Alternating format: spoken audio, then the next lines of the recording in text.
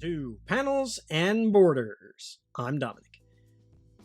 What do these two films have in common? Well, let me tell you. What they have in common, for me anyway, is that if I were to make a top 5 most disappointing movies of all time, if I were to make a top 5 list of that, these two films would be on that list. Because they both have something in common. They brought back characters that had really great send-offs, only to give them really crappy ones. Star Trek: The Undiscovered Country is one of my favorite Star Trek films, and it is one of my favorite endings to a story, to a saga, and that is the story of the original crew, their journey. For me, that was the perfect send-off for that crew. I love that movie. You know, they made peace with their longtime nemesis, the Klingons, and they retired the whole cast, and just the way the movie ended, everything about that movie, for me, was a great send-off. I love that film. For me, it worked on every level. And then, only a few short years later, they bring Kirk back out, put him on the saddle again, and put him in Star Trek Generations. They give him like a glorified cameo, and then give him a really stupid death, falling off that bridge, or that bridge collapsing. I remember just hating that when I saw the movie, originally saw it. I saw the movie originally, I think I was maybe in my teens. I would have been in my early, mid-teens, somewhere around there, and I remember just hating that, just being so disappointed by this movie. One of the first Star Trek films that really let me down. Just as a movie for the next generation, I thought it was bad, and what they did to Kirk's character, I thought it was bad. I really felt there was really no reason to kill the character. You could have just had him live. I think it would have been much better for the movie if he lived. They worked together to beat the bad guy. He lived, and he just retired in the future. Why couldn't they have done that? I don't know. Then they could have included him in the 09 Star Trek with Spock. But, well, what can you do? It's all done. Same thing with The Last Jedi. You know, Luke Skywalker had a great send-off in The Return of the Jedi. You know, his character completed the story arc. He saved his father from the dark side, and then brought him back to the light side, and he became a Jedi at the end of it. And then just a great send-off and to the character, only to be brought back for the new trilogy. In my opinion, made a mockery of in The Last Jedi, and killed off in a really stupid way. And that death makes even less sense than the Kirk one, because he still could have done a lot with Luke Skywalker. He still could have done a story of him as a Jedi Master, with all the new Jedi, him with a full-blown Jedi temple, training all these new Jedi, stuff like. But they didn't do that. They didn't go that route. Now, obviously, I realize there's fans of both these movies, so this is just my opinion. So that's what the two films have in common, and that's what they both did. So now that brings me to Iron Man. Now, Iron Man was one of my favorite MCU characters.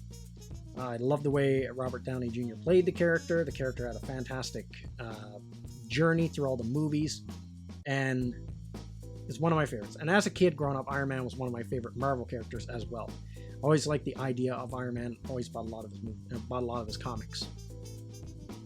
And one of my favorite things about Endgame was the send-off that Iron Man got. He beat Thanos. He got the Infinity Stones from him, and I love that last line where he says, "I am Iron Man," and snaps away Thanos and his army. Just love that scene. It was one of my favorite scenes in the movies. Great send-off for the character. So now, what got me thinking about all this is Robert Downey Jr. was recently on Joe Rogan's podcast, and Joe Rogan asked him, "Will you ever come back as Iron Man a few years down the road? Would you?" And Joe Rogan admitted, "Yeah, I would love to see you come back." And then Robert Downey Jr. asked the question, "Well, would you really want me to put that jersey on again?" And Robert Downey Jr. said he wouldn't, unless they had a really good reason, really compelling one to bring the character back. But as far as he's concerned, he's pretty much done with Iron Man. And I have to say that I don't want to see them ever bring Iron Man back, because he had such a good ending. I don't want to see a character brought back that had a really great send-off, only to be given a really crappy send-off.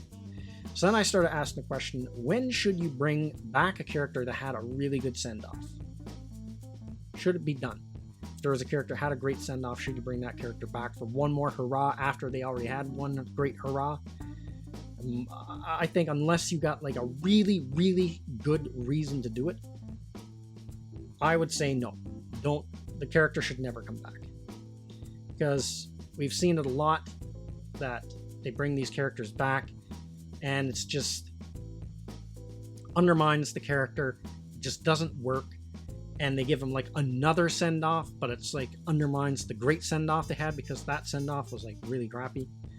So in my opinion, I'm gonna say no. Like I can't really think of many times where they've done that, where they've brought back a character and they've still done that character justice. I mean, the only example maybe I can think of is the older Spock in Star Trek 09.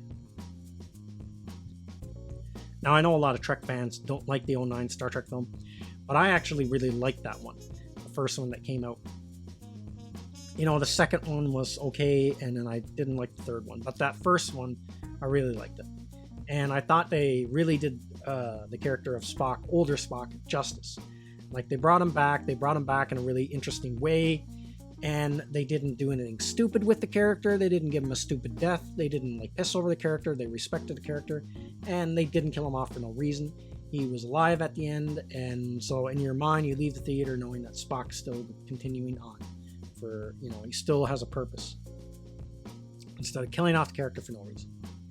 And now I know in the last movie he was already, you know, Leonard Nimoy had passed away, so they had to have Spock pass away off screen kind of thing.